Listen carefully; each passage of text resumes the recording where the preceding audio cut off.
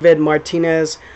He said, I heard that there are distributors who will buy your product and will do merchandising for free if they decide to buy from you. Do you know of such buyers? And how would I go about exporting? Okay, so let's talk distributors. I believe I did a video on distributors. If I did, I'll put a link to it right now. But it's a very important part of your sales structure, especially when you're more established. But so the way it works, if you're selling wholesale, is you'll have the United States and you have your reps for the United States. So let's say you only have 3 reps.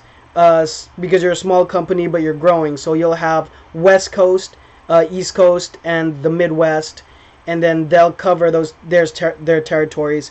I'm not sure how people go about online shops. That might be, if there's an in-house sales manager, that might be their territory. And then obviously, by the way, the sales manager manages the activity of the reps and the distributors. So distributors, what they do is they cover everything outside of the United States, unless you have a relationship with some one-off shops. Like, for example, you have a cousin or a best friend that owns a shop in Japan. If you get a Japanese distributor, they will cover all of Japan except for the existing relationship that you have. But that's too much detail. But in any case, that's what distributors do. For example, when I was creative directing at Arisu, we had Russia, we had Australia, Japan, and I think we had Germany.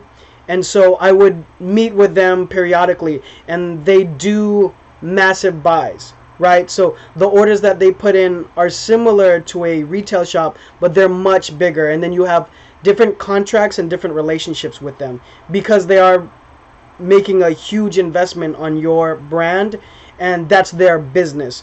So basically, they'll do a bulk buy on your product, bring it into their country, and they have their distribution of stores, just like you have your list of stores that you distribute to in the United States. Do I know some? Of course, I know distributors.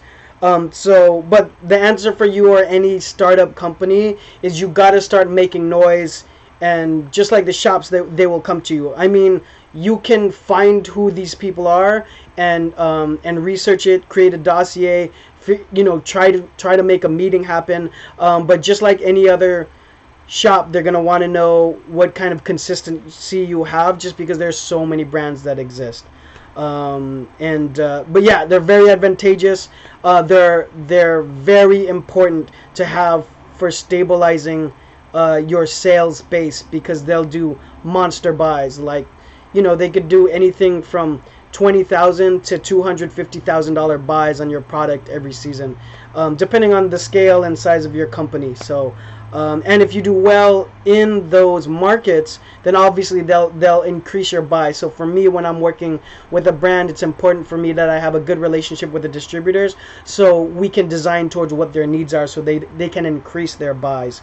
Hope that makes sense. Anybody have anything to add to it or more questions, you could drop it down below. You could also email me at designer.johnphenom@gmail.com. I'll see you guys on the internets. Peace.